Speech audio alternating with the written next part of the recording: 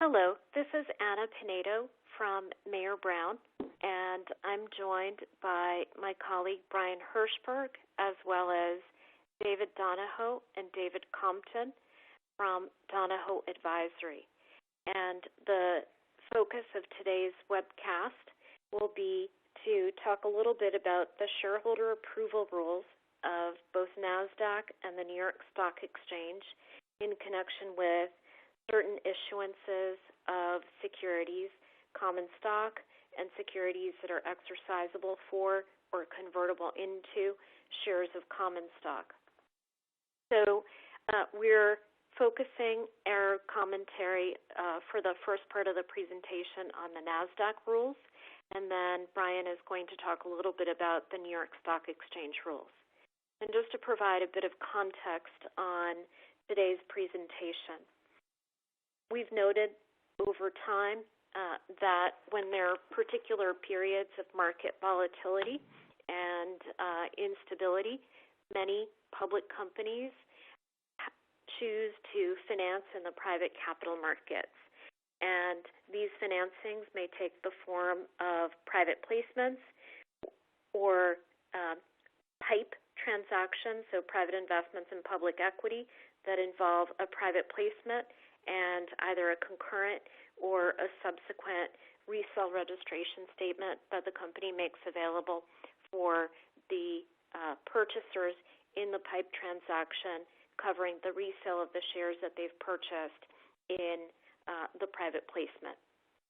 Of course, there are other more structured transactions that we often see during times like this, including investments by venture capital firms, investments by private equity and financial sponsors that are made on a highly negotiated basis and take the form of private placements. And as we'll go through the presentation, we'll also focus on those types of transactions which involve a single purchaser or a group of affiliated purchasers that are acting together as a group. And those transactions may raise change of control issues, which also are addressed by the rules of both the NASDAQ and the New York Stock Exchange. So during today's presentation, we're not going to go through the basics of private placements and PIPE transactions. We have a webcast coming up soon that covers a lot of the fundamentals of private placements and PIPE transactions. And in the meantime, we also hope that you'll visit our blog, Free Writings, for some resource materials relating to PIPE transactions, as well as to access a podcast on PIPE transactions and recordings of prior webcasts and the related materials on PIPEs. So with that as background, I'm going to point out that today's webcast will run until 5:15. We invite you to ask questions through the Q&A widget that's at the bottom of the screen, and we'll try and get to as many questions as we can during the course of today's webcast presentation. And if we fail to get to a question, one of us will individually respond by email on your question. So we're very pleased to have with us, as I mentioned, David Donahoe and David Compton, both of Donahoe Advisory, a group with which we've worked for quite a number of years when we have difficult exchange rules to interpret. And with that, I'm going to turn it over to Dave Donahoe to introduce himself, and David Compton, and then to really kick off the session and take us through some of the materials. Dave? Thank you, Anna. Yes, thank you, Anna. So Donahoe Advisory is a consulting firm, and there are 5 principals here. All 5 of us came out of the stock exchange world, either the New York Stock Exchange, the American Stock Exchange, or NASDAQ. Dave and I are both ex-NASDAQ guys. Dave was at NASDAQ for 33 years. The last 15 or so of those years, his exclusive focus was on corporate governance issues and shareholder approval and voting rights interpretations. He retired from NASDAQ at the end of 2012, and he joined us at that time. So I was chief counsel for the listing qualifications department at NASDAQ. I was there for just over 9 years, and I left at the end of June of 2004 to set this business up. So we've been at this now almost 16 years, and we work with companies, both NASDAQ and NYSE, on all things listing. We help them to get listed. We help them to structure transactions. We help them when they run into problems and they're subject to being delisted. So let me jump into the presentation at this point, and I'll move over to slide 3. So NASDAQ Listing Rule 5635 requires shareholder approval for certain types of transactions. The most noteworthy rule is the 20% rule, and that says that if you're going to issue more than 20% of your pre-transaction total shares outstanding, or you're going to issue shares with voting power that represent more than 20%, and you're doing it at less than the minimum price, and we're going to get to the minimum price because that's a new definition that was adopted by NASDAQ just last year, that you've got to get shareholder approval to do it. And in determining whether you have hit the 20% threshold, they will also aggregate in sales by officers, directors, and substantial shareholders. Moving over to slide 4, the stock exchanges also have requirements that you get shareholder approval for a change of control transaction. NASDAQ effectively uses a bright line on this. And so if you're going to issue securities that either convey a 20% voting interest in the issuer or give the investor the ability to acquire a 20% or greater voting interest, NASDAQ is going to view that as a change of control and require shareholder approval. Now, there's an exception to that, and so if you've got a large investor or group of investors at the company before the transaction, and they're not going to be displaced, they will continue to be the largest voting bloc, then NASDAQ will not view that to be a change of control. In determining whether there's a change of control, NASDAQ will sometimes, and this is, happens only occasionally, they'll also dive down more subjectively to look at things like overly restrictive covenants or veto rights.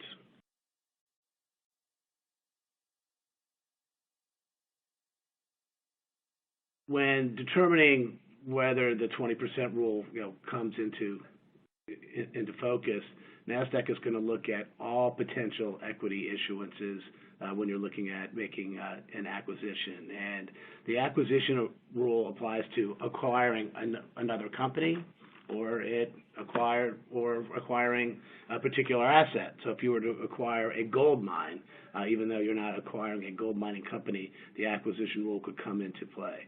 And so the main rule has a 20% threshold. There is another rule that deals with insiders that has a threshold as low as 5%. But most of the time that the rule comes into play, it's with respect to the 20% limitation.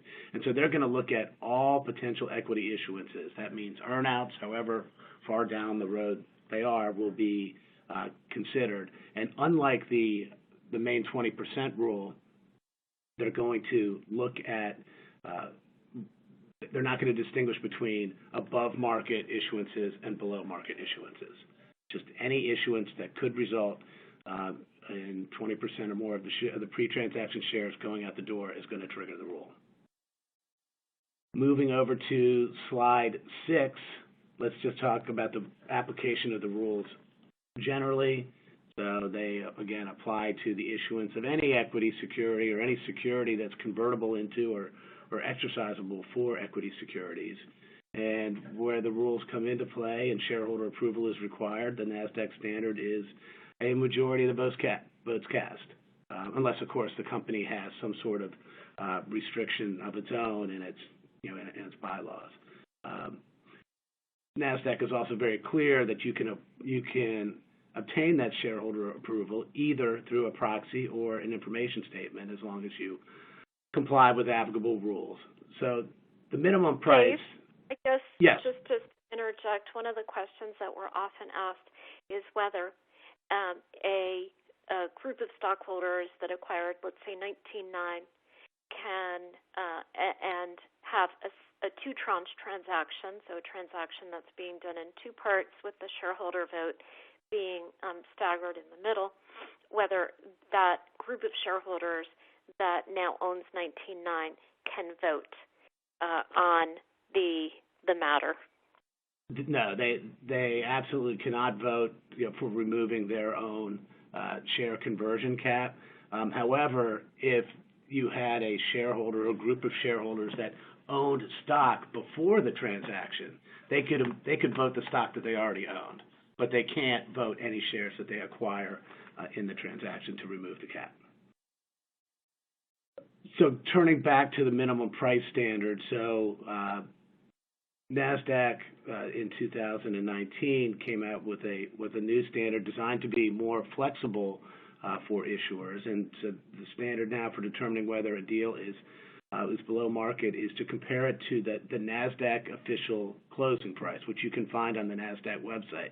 Now, they're very specific about this. You can't just use any closing price that you can find online. It must be the NASDAQ official closing price.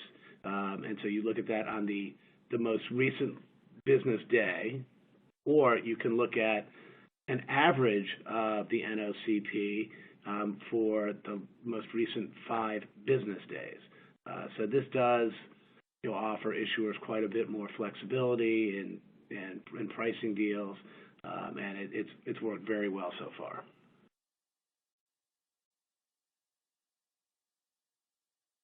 Turning over to slide 7, in doing their assessment as to whether a transaction violates the rules, they're going to look at what's possible, not what's likely as far as an issuance. So, for example, if you have a stock that's at $100 a share and it's got a floating conversion rate, and it would have to drop to $1 a share, even though you would look at that and say that's not likely, that it's going to drop to $1 a share and push you over the 20%.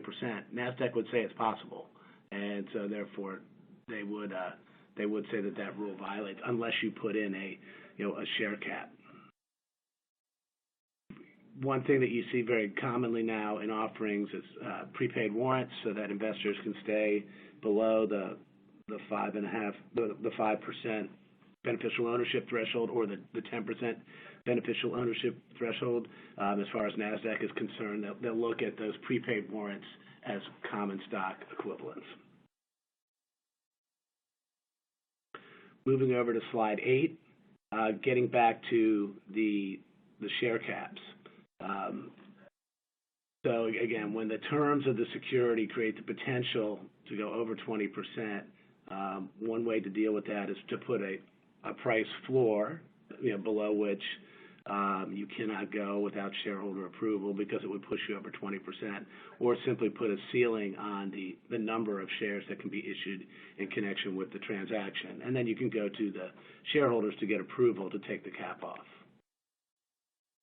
Moving to slide 9, the NASDAQ does have interpretive guidance out there on this. It's been out there for many years, and it talks about some of the problems that you can run into with a cap or floor. First, you need to make sure that cap or floor will remain in place for the life of the security. So you can't put a provision that says as long as it's on NASDAQ, the cap is in place. And as Anna indicated in her question before, it often is asked whether you can acquire some shares, stay under the cap, and vote those shares to remove the cap. You cannot. Moving to slide 10, share caps can't be used in connection with a transaction that involves a penalty provision or a sweetener that's tied to the outcome of the shareholder vote. So an example of a penalty provision would be a convertible preferred stock with a dividend of 4%, and it says that if the shareholders don't approve lifting the conversion cap, then the dividend goes to 8%. An example of a sweetener would be to start it off with a dividend of 8%, and then say if the shareholders vote to approve it, we'll take the dividend down to 4%. but that's fairly straightforward, I think. Moving over to slide 11.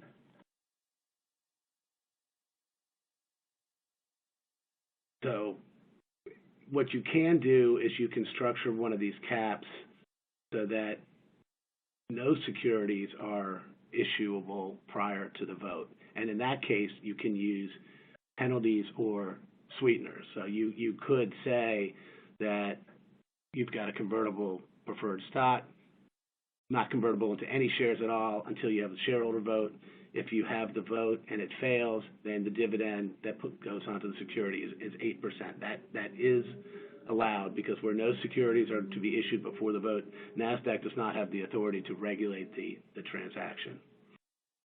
You can also set it up so following the failure of that vote, now they can convert up to 19.9%. However, you cannot, if you're going to set up a provision like that, you cannot go back to the shareholders later and ask them again to take the cap off. So you're going to be stuck with that cap for the life of the security.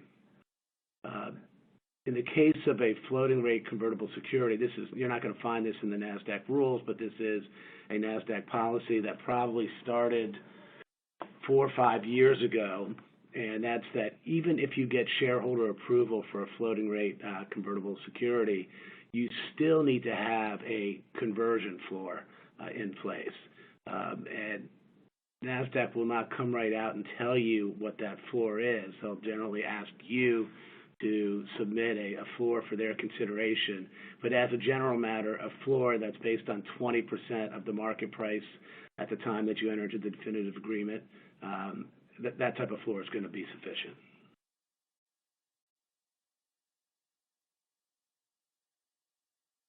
Slide 12, talking about aggregations of offerings.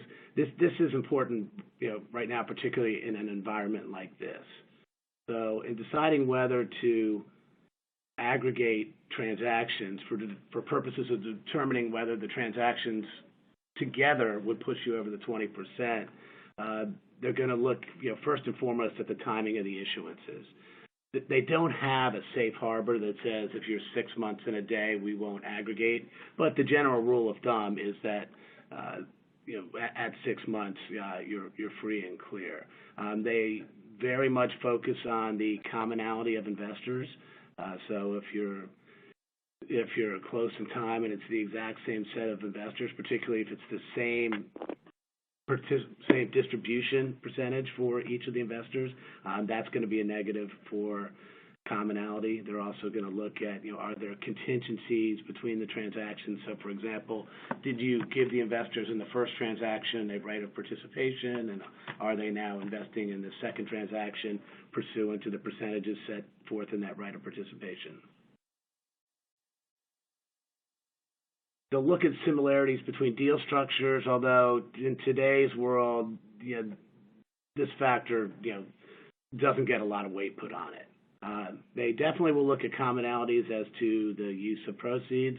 Obviously, if you're putting in, we're going to use it for general working capital, that's not going to be a problem. But if you put in, we're going to use it to, build our new Palo Alto campus, and then you do another transaction later that's also going toward financing that campus, that type of thing they will focus on. It's also not uncommon for them to ask for board minutes so they can see what the board was considering at the time that they approved the initial transaction. Were they looking down the road to the second transaction at that time, and to see how far apart the board approvals actually are. So as a general matter, sure.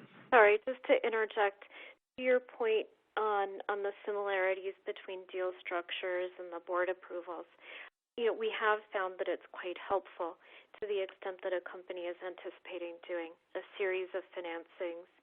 If, for example, we're going to investors that have very different risk appetites or have long-term interests that may be very different from one another.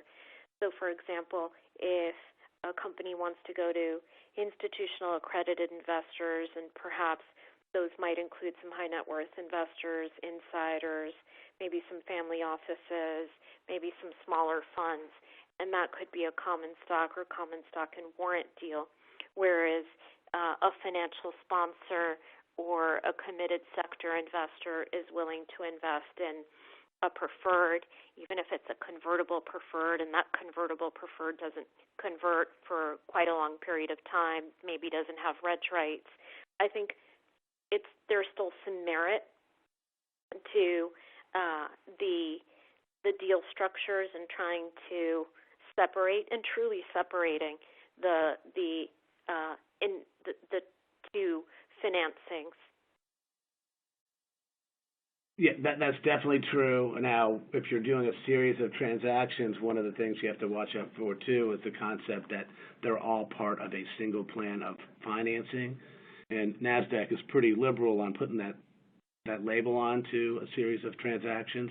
But to your point, yeah, where you're talking about different types of investors and they're taking different securities, particularly you do a public offering where obviously they're getting fully registered securities right out of the gate, versus doing some sort of convertible debt or PIPE where the shares are not registered. It's going to be a long period of time. There's a use of proceeds that's clearly different than the prior transactions. That those things are going to help. Again, as a general rule, NASDAQ will not aggregate a shareholder-approved transaction or a public offering with another transaction that requires shareholder approval. But there are limitations to that. So, for example, if I did a transaction today with a group of 4 or 5 institutional investors, and now I come back a month later, and I do that transaction I do it at a discount today, and now I come back a month later, and I'm going to do a transaction with that same group of investors. Only this time I'm going to do it at market, and I'm going to make the argument that this is at market, so therefore it should not be aggregated with the prior transaction. NASDAQ, if they're close enough in time, NASDAQ may say, you know what, it's the same group of investors, they're too close together, we can't get comfortable with that. Now, we have been having quite a few discussions with NASDAQ over the last few days about aggregation, particularly in light of the current environment that we're in.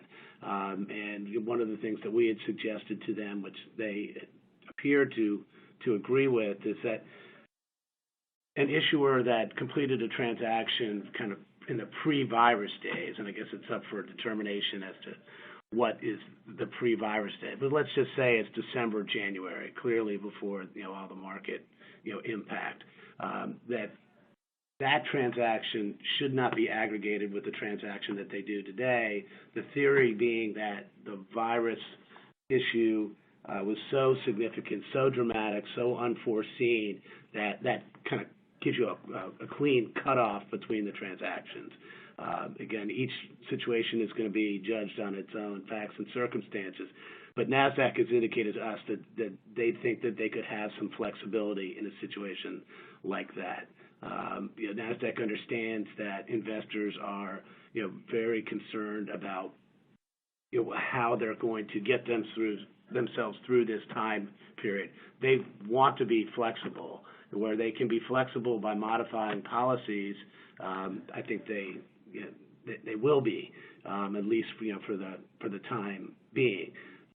We also made the point to them that you've got some companies that don't know how long they're going to be closed or shut down. They have a financing opportunity because you have a good day in the market, and they take it. And then a month later, the situation has gotten worse. There's another financing opportunity for them that they desperately need to keep alive, and they may need to take that. And so the question would be, do you aggregate those two post-virus transactions together? Again, we're not far enough into this process to have a clear sense on that, but I think that you will find them to be flexible. Look, with respect to other things that NASDAQ can do to accommodate investors during this time period, They have said that they are looking at possibly suspending certain rules. If they were to suspend rules, I would expect that they would be price-based listing standards, continued listing standards, not initial listing standards. They have done it in the past. They did it after 9/11 for bid price and market value of publicly held shares. They have on their website, on their listing center .nasdaq.com site, they have a coronavirus section at the bottom. And so, for example, today they've had a posting talking about the flexibility that the SEC is given for companies that are late in filing, talking about what they're thinking about with respect to the interpretation and application of their rules. So that's a good place to go to make sure that you're staying on top of what they're doing. So let's turn over to slide 14 and let's talk about public offerings. So public offerings, as we indicated, are generally exempt from the shareholder approval requirements, but you have to make sure that it's a public offering or make sure that NASDAQ agrees that your offering actually is a public offering as they understand it or as they contemplate it. So they're not going to treat an offering as public just because there's a registration statement. Registered directs have registration statements, but they're not considered to be public offerings. Generally, if it's a firm commitment underwritten deal, you're off to a very good start.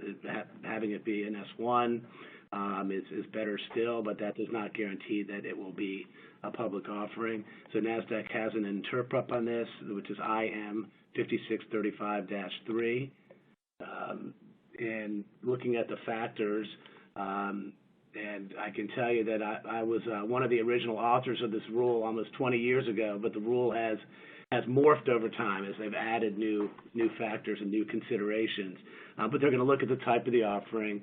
Initially, it was really looked at as, this needs to be a firm commitment, but there could be exceptions for best efforts deals. Today, they're not as focused on that. You can, if you do a best efforts deal the right way, there's not a problem with having it become a public offering. They're going to look at the manner in which the offering is marketed. That means how many offerees do you have? How many ultimate purchasers do you have? They're going to look at the discount for the offering. This is very new. This is just in the last couple months, and NASDAQ has determined that a discount of greater than 50% is simply not acceptable in a public offering. And they're going to look at the extent to which the company controls the offering. That should not be a problem for most companies because they're going to be using an investment bank. They want to make sure that the offering is announced to the public before it's priced, so you put out a press release, which everybody does.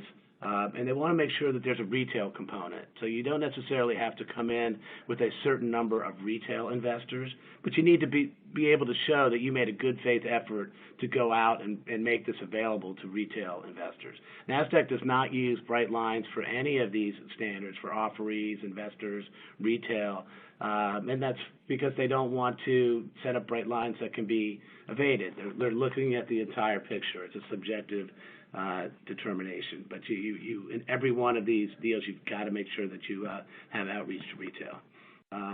Another big thing for them is looking at the investor allocation. So you want to avoid having a lead investor who's 50-60% or higher, or even a small group of lead investors like that. I mean, you're probably okay getting up to 30-40%. But you want to make sure that you have a broad distribution with that too. But their view is that if you have too big of a lead investor, that the price for the deal came from negotiation with that investor and not from the normal book building process. But to be clear, Dave, I think I would worry principally about that in the context of a transaction that wasn't a firm commitment, that didn't have a public flip, that wasn't publicly announced. Yeah, but I mean, even in a regular underwritten S1 deal, if you have an investor come in, particularly if that investor has invested with the company in the past, that can be a problem for you. They've focused on that quite a bit more over the last couple of years. Maybe we can just, in the interest of time, skip to the warrants. Sure. Yeah. So, well, just on slide 18, real quick. Again, they've now put this policy in place that at 50 a discount more than 50% is a problem. They've also adopted a policy within the last 2 months that says in determining what the discount is, they're going to factor in a 12.5-cent value per warrant. In a market like this where you have a lot of beaten down companies, that makes a big difference. If my stock price is 25 cents, I've got to come out with with no discount and I've got 100% warrant coverage because that's going to take me down to the 50% threshold on its own. I think it's a bad policy. We have been pushing NASDAQ to move away from that policy, but as recently as Monday, they said they're not going to, despite the market conditions. So let's jump over to equity compensation. If any issuance that's done at a discount to an officer, director, employee, or consultant, even if it's one share, will require shareholder approval under the equity compensation rules. NASDAQ and the NYSE are in line with this. The reason they're in line with this is because the SEC feels very strongly about this, and they directed them both to make sure that you could not issue even one share to one of these folks without shareholder approval. One thing to note on this is for this particular rule, NASDAQ uses the consolidated closing bid price and not the NOCP that they use for the minimum price requirements. And I think it's just a legacy item. They were not able to go to the NOCP with this rule, at least for the time being. Hopefully they eventually will. That you shouldn't be using two different standards like this, but that's where they are today. So Dave, again, in this context, you could structure where it's important that you have insiders participate. You could, to show support for the company, you could have the third parties purchase at the negotiated price and then the insiders purchase at the closing price, correct? Yes. Well, yes, you could have them against the consolidated closing bid price, yes, but you could do that, or you could have the insiders take securities that are convertible at the deal price, but not until you get shareholder approval. Most of the time, it's more likely that they would do it at market. One of the last things that we're going to cover here is the financial viability exception. A lot of companies don't like to use this, but in this environment, there are a lot of distressed companies out there, and under this policy, you can go to NASDAQ and you have to demonstrate that you don't have enough time to go to your shareholders. All kinds of catastrophes are going to befall you if you don't do this deal now, and as a result, you need to do this without shareholder approval. It would probably take you at least a week, if not 2 or 3 weeks, to get through NASDAQ and get the approval. And then once you have the approval, you need to send notice to your shareholders 10 days in advance of closing the transaction and taking the funds in. So it's not the easiest. I would just point out, Dave, to your earlier comment regarding NASDAQ's daily updates. In today's daily update, they've included a couple of sentences that are somewhat promising regarding the financial viability standard, noting that although it's a difficult standard to meet, NASDAQ will consider the impact of disruptions caused by COVID-19 in its review of any pending or new request for an exception. Yeah, it is a difficult standard to meet, but we haven't been using it as much the last couple of years because of the way the market has been. But over time, we've used it quite a number of times, and we've generally been able to get NASDAQ to grant it where appropriate. So with that, Brian, I think you were going to pick it up. Thanks a lot, Dave. Appreciate it. Yep, I'm going to pick it up here and transition from NASDAQ to the New York Stock Exchange. And the applicable rule for the NYSE is Rule 312. Now, there's substantial overlap between the rules, especially after the SEC approved an amendment to Rule 312 last year that aligned it a little bit with the NASDAQ. But I'm going to cover some of the differences between the rules here. On slide 22, we give the two different standards for Rule 312 that require shareholder approval. If common stock is issued that has a voting power in excess of 20% of the pre-transaction voting power, then that would trigger a requirement to get shareholder approval. And then separately, if the number of shares is in excess of 20% from the pre-transaction amount, then that also would trigger shareholder approval. As Dave mentioned, most issuers who do pipes or whatnot in excess of those share percentages will impose issuance caps or exercise caps in their documents that will limit the amount of common stock that can be issued to 19.9% before shareholder approval is obtained to allow if it's a warrant or if it's a convertible preferred to convert or become exercisable for additional shares of common stock. At the bottom of slide 22, we define what voting power outstanding is. So this is the aggregate number of votes that can be cast by holders of outstanding securities that entitles those holders to vote on any matters that would be submitted to the issuer's security holders. So the next slide, slide 23, we get into when shareholder approval is not required. And there is some overlap here with what Dave was describing with respect to the NASDAQ rules. Shareholder approval is not required in connection with a public offering for cash. Again, as Dave mentioned, this is distinct from the SEC's registration requirement. So a registered direct offering will have to be analyzed, and depending upon the facts and circumstances associated with it, it may or may not be considered a quote-unquote public offering for purposes of the NYSE's Rule 312.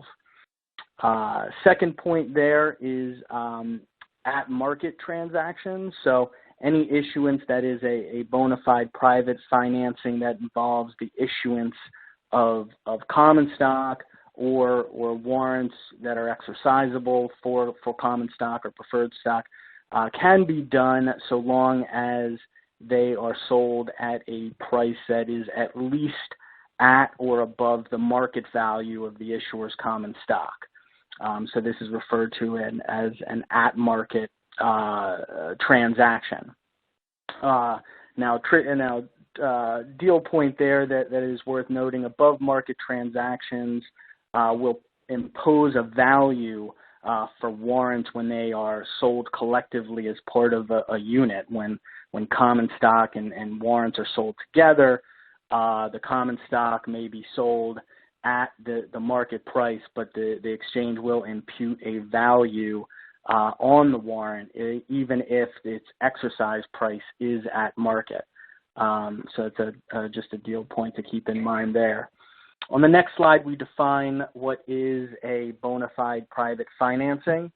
So this is either when a broker-dealer purchases securities from the issuer with a view to the private resale, the private sale of those securities to one or more purchasers, or the issuer sells the securities to multiple purchasers that acquire less than 5% of the issuer's voting power prior to the sale.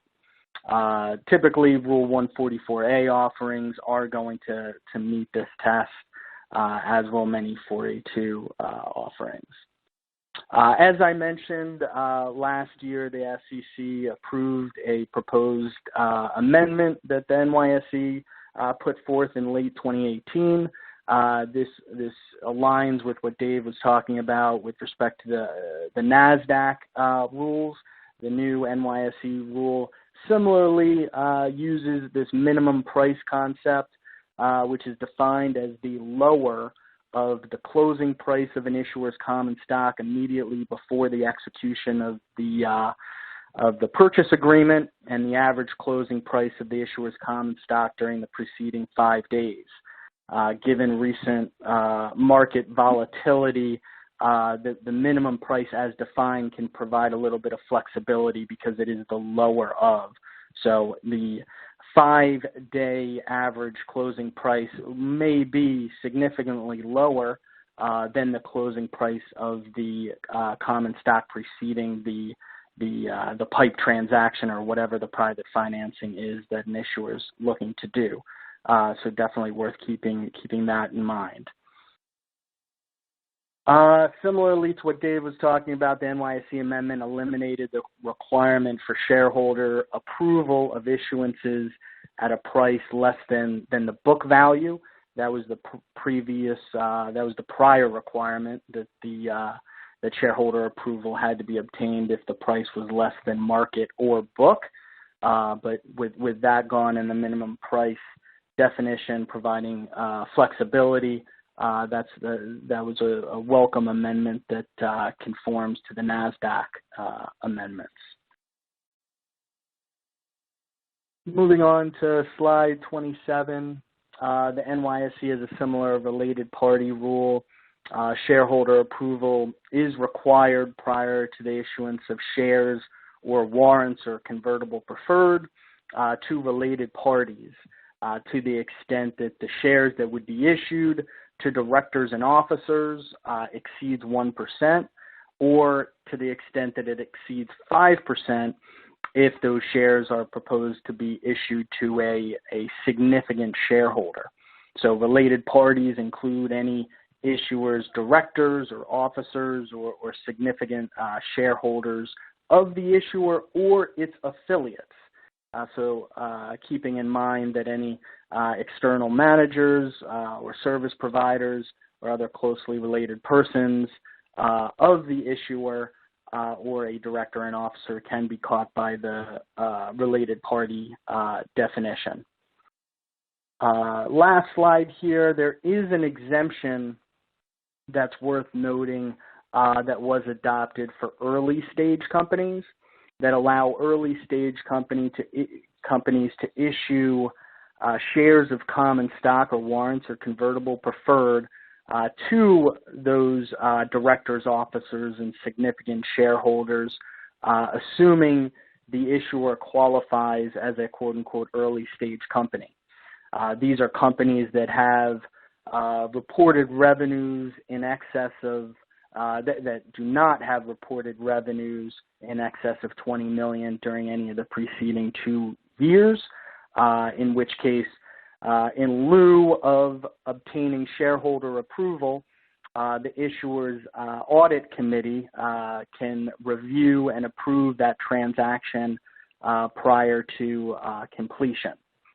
So that exemption is only available for sales of securities for cash and is not available for any issuances in connection with a acquisition transaction.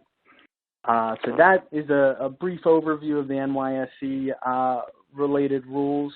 With that, I'll pass it back to Anna for any closing thoughts. Thanks, Brian. And thank you to our friends from Donahoe Advisory for joining us for today's session.